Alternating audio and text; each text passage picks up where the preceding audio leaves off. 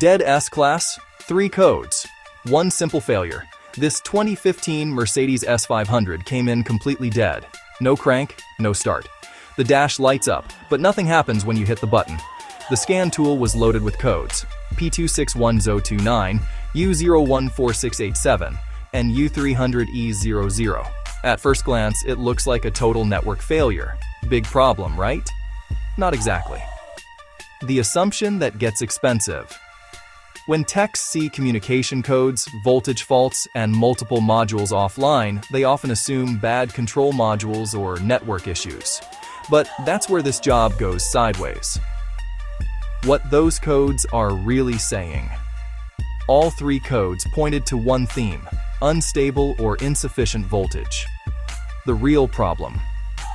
The battery looked fine, lights came on, accessories worked, but under load, voltage dropped hard. Not enough power to engage the starter or keep modules online. So the car didn't crank. And the network started throwing faults everywhere.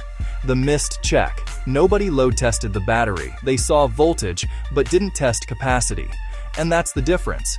The fix: a proper battery load test, replacing the weak battery and clearing the codes. That's it. No modules, no wiring repairs, no deep network diagnosis. Final result: instant crank, clean start, and no returning codes. Everything came back online. Final takeaway. On modern cars like this S-Class, multiple codes don't always mean multiple problems. Sometimes it's just one weak battery taking down the entire system. Follow for more car tips that save you thousands before you replace the wrong part.